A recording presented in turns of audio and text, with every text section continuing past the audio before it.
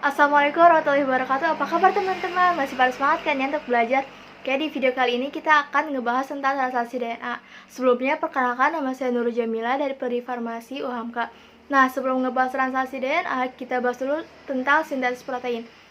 Sintesis protein adalah proses pembentukan protein yang menggunakan DNA sebagai sumber kode genetik yang merupakan pengkode berbagai macam asam amino yang akan diolah menjadi rantai polipeptida. Sintesis protein terbagi menjadi dua tahapan, yaitu transkripsi dan translasi. Transkripsi adalah proses penyalinan informasi DNA kepada mRNA dan terjadi di nukleus. Sedangkan translasi adalah penerjemahan kode genetik pada mRNA oleh ribosom menghasilkan polipeptida dan terjadi di sitoplasma.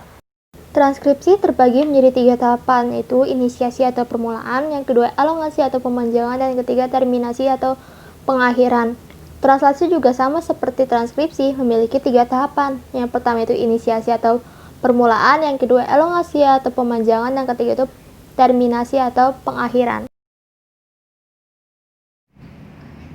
mRNA yang dihasilkan dari proses terminasi transkripsi akan keluar dari nukleus menuju sitoplasma untuk mengalami proses Setiap tiga basa nitrogen pada mRNA akan membentuk kodon.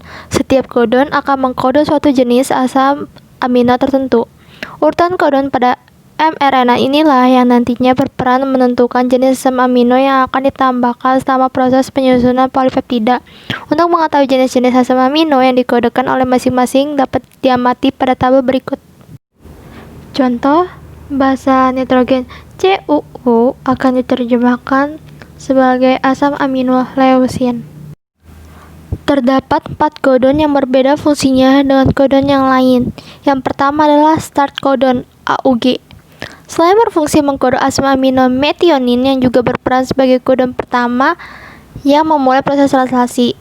Sementara itu, kodon UAA, UAG, dan UGA disebut sebagai kodon stop karena memicu berakhirnya proses translasi, atau disebut juga kodon tidak bermakna karena tidak mengkode jenis asam amino apapun.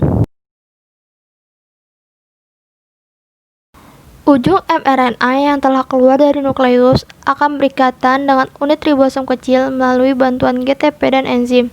Peristiwa tersebut disebut dengan kodon inisiasi. Kodon inisiasi tersebut adalah AUG. Kodon AUG memberikan sinyal untuk memulai proses translasi. Kemudian, tRNA antikodon UAC yang membawa asam amino metionin melekat pada kodon inisiasi AUG. tRNA antikodon UAC merupakan komplementer dari kodon AUG.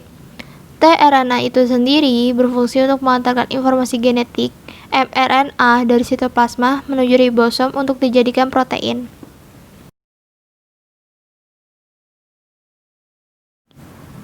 Kodon yang dibawa oleh mRNA satu persatu akan menjadi asam amino. Asam amino berikutnya akan ditambahkan satu persatu dari asam amino pertama, metionin. Asam amino pertama, metionin, segera lepas dari ribosom. tRNA kembali ke sitoplasma untuk mengatur fungsinya.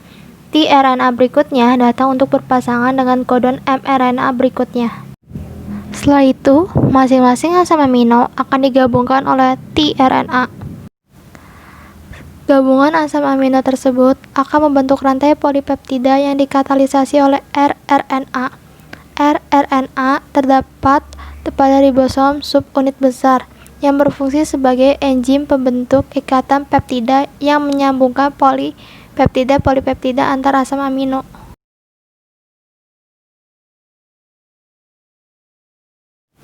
Proses translasi berakhir ketika salah satu kodon stop mRNA melekat pada ribosom. Polipeptida atau protein yang terbentuk akan terlepas dari ribosom dan terjadi pelepasan subunit ribosom menjadi subunit besar dan kecil. Protein yang telah disintesis mengalami proses pasca translasi. Pada tahap ini, protein dapat berikatan dengan karbohidrat atau pecah kembali menjadi beberapa polipeptida. Oke, jadi gimana nih teman-teman? Sudah makin paham kan sama materi translasi DNA? Jadi sekian dulu ya dari Nurul Jamila. Kurang lebihnya mohon maaf. Wassalamualaikum warahmatullahi wabarakatuh.